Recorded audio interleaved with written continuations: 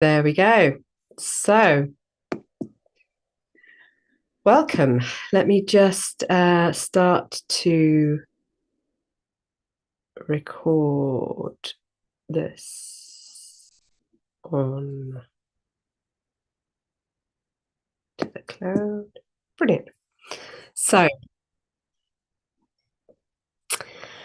Alex Vitillo, welcome today to chat to us. You're a money breakthrough coach, and I wondered if you could explain how it is you got to be a money breakthrough coach and what is it that you do to help others along that way. Thank you. Thank you, Amanda. Happy to be here and on YouTube. So I put money breakthrough coach, but I could have put a gazillion other things as in healer, modern shaman, meditation coach, any of these things. And I guess for me, they all lead to the same thing, which is create what I call wealth and abundance. And that includes health so that we can live a prosperous life. And the more prosperous you are, the easier it is to also impact positively others. So once we reach that stage of, okay, I'm feeling safe and secure, my needs are met, my family needs are met, my friends' needs are met, what's next? Your community, what's next? The planet.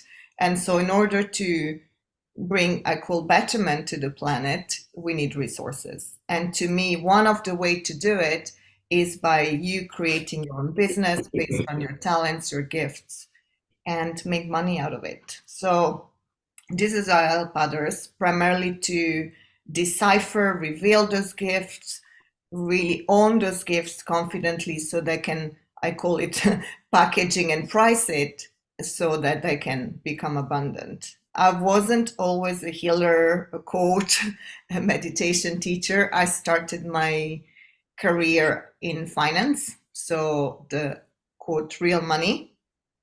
And I came to London, I came into the city, worked in investment banking, economic consultancies.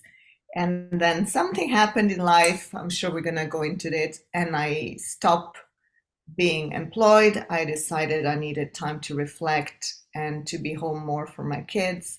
And then I was shown the path to meditation, and after that, healing, and after that, coaching. So, I wonder whether you would like to go into that story now, if that's possible, to share what happened for you. Yes, it's a very emotional story, but I'll do my best to say it very simplistic, I guess. So I was in this quote perfect life, a good job, a good husband, two young kids, and on paper everything was very good until one day my husband got diagnosed with cancer. And actually that day I had one child and one in my belly. And so that was, you can imagine, a trauma for him, a trauma for me, maybe a trauma for the baby in my belly, I'm not sure. But that completely started to shift and change my perspective. That said, I continued working, he continued working, and we thought he made it. We thought he made it because it was getting close to 5 years without, he had brain tumor, without a big relapse. But just before the 5 years, he went down and down and down. And my daughter was born at the time. Like I said, it took 5 years. So Isabella was 4, Raphael was 6, and I was home alone in London. I'm Italian, so no family, me and the kids. And going to work for me at that point wasn't my priority anymore. My priority was how can I show up for me and how can I show up for my children? Because ultimately now I have to be the mom and the dad, and it's something that never crossed my mind. And also, I want to back up a little and say, I'm one of these women, yes, at my career, but somehow I'm Italian, I'm brought up in a traditional conventional family where maybe, and maybe it's the whole world, where the patriarchy somehow is still a force that is dominant, or now it starts to balances out. But definitely I grew up with this mentality, for me personally, that men were better. Men knew how to do things better, talk better, present, show off better.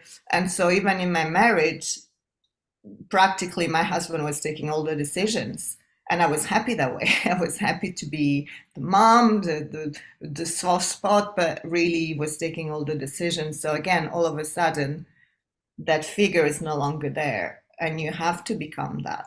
And that, I think, was really, really challenging for me to say, okay, not only I'm the mom, that I need to figure out to be the dad, but I need to figure out how to take control of my family, and what do I do? And I knew being employed wasn't going to do it for my kids. I needed to be there for the kids. And so I stopped, and I discovered Insight Timer with the meditation. I believed in angels. I always called in the angels. And I guess they showed me that path that could have been an alternative way for me to do life, to create a business around it. So that's where I started, really. And how long ago did that all happen? 7 years ago. So, Yeah.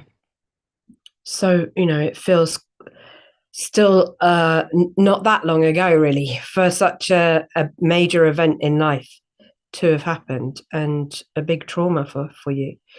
Um, how did you cope with all of that? How did I cope? Meditation really did help me.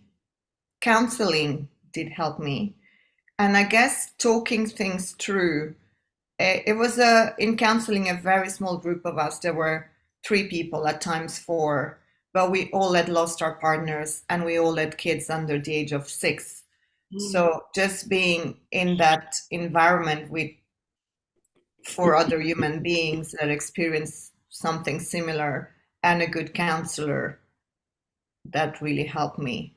And then I was brought up Catholic, and so I went back through that, again, let's call it tradition, or that space where um, I started to connect with people and feel, I could talk about things, and there would no judge. It would just be there for me to talk things through.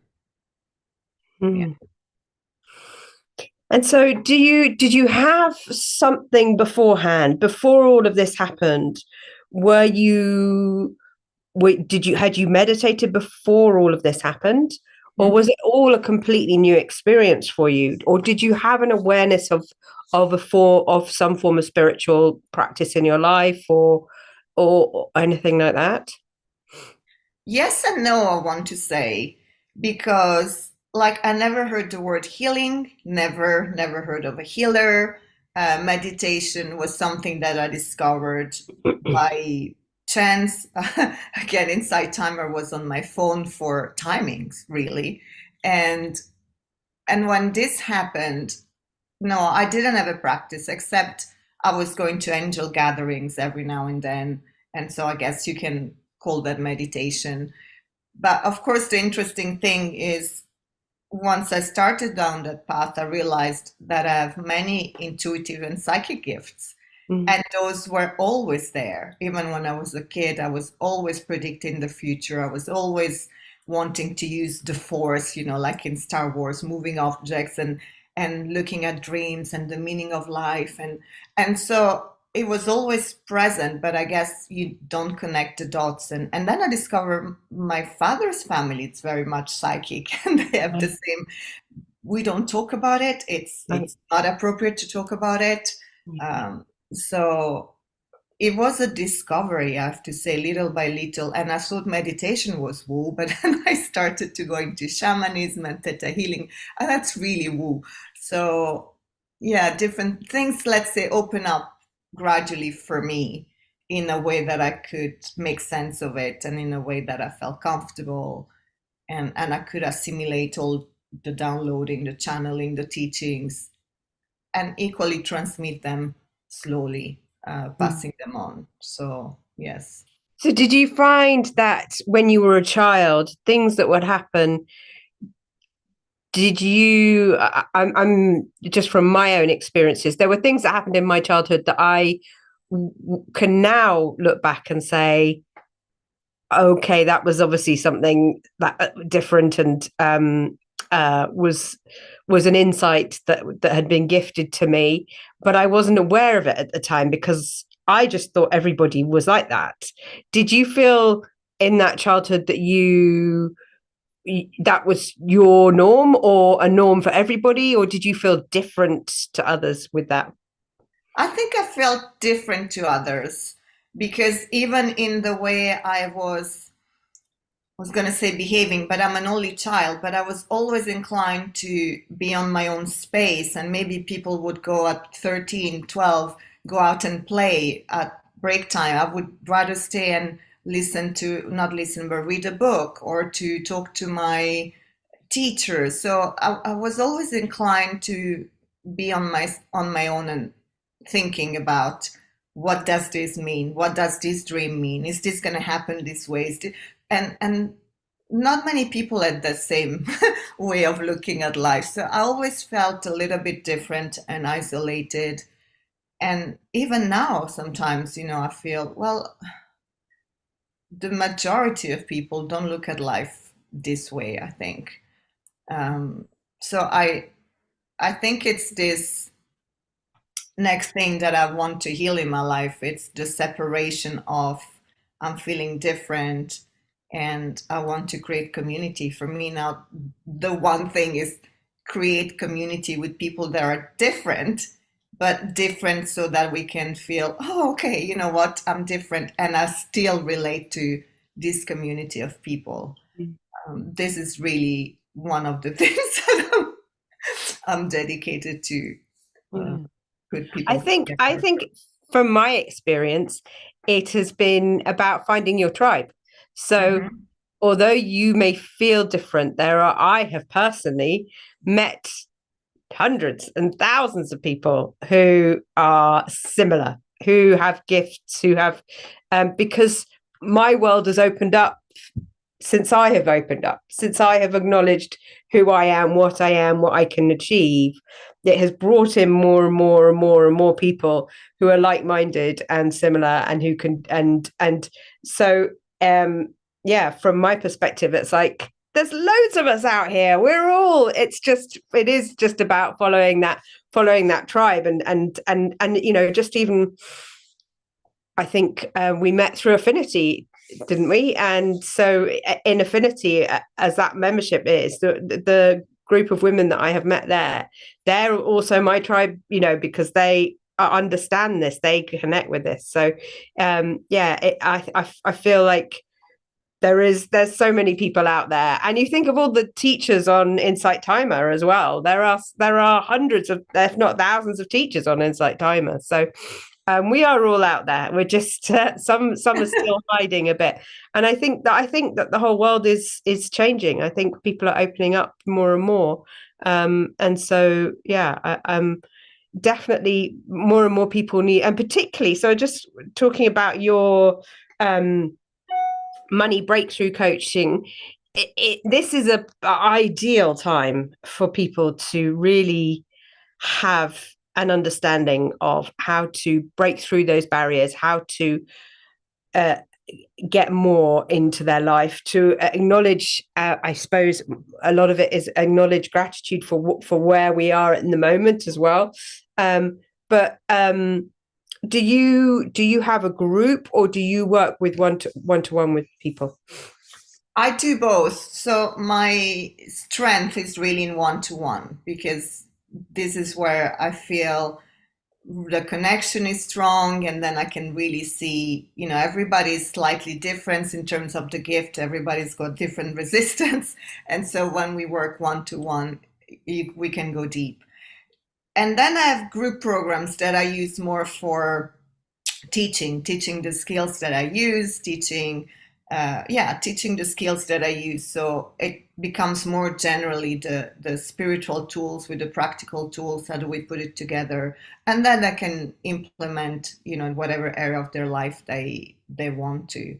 And it's really a combination of, I say, want to make the mystical practical, because I feel there is a lot of theory out there, but how does it show up in our life? How do we stick to the meditation practice? How do we do our own healing? How can we uh, jump timelines and things like that? So that's where I do the group, and that's where I'm having a lot of fun, because it's sharing tools that I've collated and put together. And I'm a forever student, so there's always something new coming on the scene, and it's beautiful. I like to share. I like to teach what I've been using in my what I call secret sauces. Brilliant. Brilliant. And so I'm interested and curious to know, when all this happened, you were in England. Were you not tempted to sort of say, right, I'm going to go back and go and live in Italy, and start again? Did you have that mindset or thought? So this is what everybody expected. Yeah. Everybody around me expected that I would say, bye bye, England. It makes sense to me to go and live in Italy. Now, I have to say, I didn't, and I'm not inclined to, primarily because I grew up in Africa. So I was practically born and grew up in Africa. So I'm Italian by what paper, but I don't feel that association with the land. And Okay. the only 5 years that I spent in Italy, I spent for my university, and that was a trauma for me. I left Africa, my parents, I'm an only child, to go and live alone in a city like Milan, in one of the top university where everybody was posh and a little bit, how do you say, stuck up, it's the word. So, I would show up with my African braid, and I would be cool and relaxed, and everybody was competition and the best marks. And I was like, what is competition? I really, again, so again, I didn't fit there. Right. And Milan was traumatic for me. So the first thing I did when I finished university was to leave Milan. Right. And I went back to Africa to work. And that was my dream. My dream was, I'm going to work in Africa somehow. It didn't work out, and I made other choices. But London for me was really the next best thing to Africa, because you've got all the cultures, all the restaurants, all the nationalities, and all the freedom. Because in Italy, at least when I was there, people still judge the way you look, the way you dress, who do you surround yourself with, what are you doing. And so for me, that's very limiting. I don't like that attention. And Mm. in London, you can do everything you want. Nobody's gonna look at you, judge you, criticize you. And I also feel work-wise, there's so many more opportunities in London or in the UK. You've got one good idea and you can run with it. As I'm gonna say it, and maybe again things have changed, but in Italy it's more, who do you know? Um, the, like, who do you know? If you're well well connected, then you might get a job. Well, if you're not well connected, you might not get a job. If you want to work for yourself as self-employed, forget it. Right. There's no support. There's very high taxes. So definitely that was not my dream life. And also I thought, well, for my kids, they're going to have a lot more opportunities if they grow up in a city like London than to go and, I would have gone to Florence possibly, but I think it's going to open up many doors for them. And the beauty of it, we go to Italy every school holiday. So, it's like having the best of both worlds. We have our holidays there, the nice weather, and then we have our life here, which is what I'm truly grateful. And I love, love, love, love, love London. Great. Yeah. And so what are your plans for 2024? What have you got coming up? What have I got coming up? So I've got a mastering manifesting teaching class, and I'm going to involve frequencies, which is my new passion. working with frequencies. So that's going to be the first 3 months of the year. I've been asked to teach shamanism, so that's going to be a one-to-one deep dive. And let's see what's in fold. There's definitely going to be more coaching about the money breakthrough, so coaching entrepreneurs who want to grow their business or set up their business and set it up without what I call overwhelm or complicated systems. So it's going to be a combination of these three things. Yeah. Great. So how the question I always ask people in this chat is similar to you. I had a bereavement. I lost my father, and after the impact of losing him, I probably didn't express my emotions as well as I should have done. And I was thinking, I'm fine, I'm good, I'm okay. And as a result, I became very unwell. And so in these chats with people, I always want to allow for anybody to express themselves, because in this expression, we then unconsciously give others permission to express themselves freely too. And the question that I ask is the question that I actually asked when I first saw you today, but we ask all the time, and we always respond in more often than not a generally positive way, because that's the social norm and accepted way to respond. But I just ask you to allow for, I mean, it can still be positive, but to allow for actually in this moment, how are you? How are you feeling? Well, thank you for asking, because this is one of the things I reflect a lot. Like you say, socially, sometimes people ask you or you ask, how are you? And we don't even, we just, if you meet somebody on the bridge or, you're walking, you say, how are you? And then the other person has already left. Either you haven't had time to respond or they haven't respond to you. And so it is a social thing, but I feel nobody knows how to say, actually, not so well, right? And I'm here and I'm looking at a notepad that I have on my desk, and there are still notes from my husband.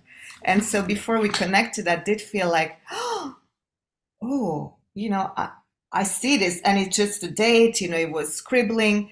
But I feel when you grieve somebody, it will always be there. Mm. And you want to be positive and you want to encourage people, of course, that there is healing, but somehow grief, it's going to come to you when you least expect it. So even now looking here, I feel like, oh my God, and chances are when he wrote that, I was there, but I wasn't paying attention. And so, yeah, I feel that when people ask you, how are you, it's a good chance to say, what need to come out. So for me, is that to realize maybe when he was scribbling notes, that wasn't always present, but God, they were precious. Yeah. So thank you. Oh, thank you for sharing that. Yeah, because there's a whole lot of, I can hear also in that is you could go down the path of, why wasn't I present at that moment? You could go down a whole path of judgment, guilt, shame, all of that, with just having looked at one pad of paper. And how we can connect in with all these emotions through and with the grief and everything. And so it is really important, isn't it, that actually we acknowledge that. We just say, well, in this moment, I can see what this is, how I'm feeling, and allow it in. And then by allowing it, it allows it to be heard and seen and felt. And then we can accept and move forward into another emotion, and to be more fluid with our emotions, which is only good for our health, I believe. Then my firm belief is to to really try and sit with our emotions as often as we can, as long as it's not going to be detrimental to our health, but in a positive way, to be able to sit with sometimes those negative ones can be quite tough. And if you do sit with them, you can often then move into another more positive emotion. So thank you, yeah, very much for sharing that. I wonder if there is anything else that you would like to share today.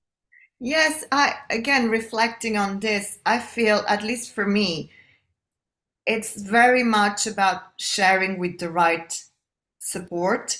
I It would be very easy for me to sit here and look at that and, like you said, spiral down, and maybe spiral down to the point of no return for the day. Well, if you do it with the right mentor, the right coach, the right, I'm not going to say a friend, because I feel it has to be a profession that is there to support you, to encourage you to say, okay, let's stop and have a look at it, because you know that person can hold space, because you know, if you're, yes, you want to be aware and take them out, but you don't want them to drag you down. So to me, I always say, remember, you're never alone. You got to go and look for that person, though. That's going to be helping you and helping your environment when you got that mentor and that professional figure. Like for me, it was my counselor at the time. I couldn't have done it without him. Absolutely not. It was the priest at times. I couldn't have done it without them. While friends and family, they just, sometimes they don't know what to tell you, and sometimes they say things that are not helpful. And frankly, it's not their role. I feel it's not their role when you're in that state of deep grief to be there digging for, the things that need to be brought up for you. Mm, um, so again, I feel doing it in a chat like that, it's a good way to be doing, as opposed to me sitting and looking at it alone and thinking, oh, like you say, and then it mm. goes down. So thank you. You're very welcome. So thank you very much for coming along today, coming and sharing what it is that you do, but also sharing your story, which has been a very tough journey for you. And I have a lot of compassion, and how you have now turned that into something to be able to help others with, which is a wonderful thing to have done. And Thank you. maybe to see that even in the darkest moments, that some positives can be had from those moments as well. So um thank you very much for Thank you. sharing all of that. Thank you. Thank you. You're welcome.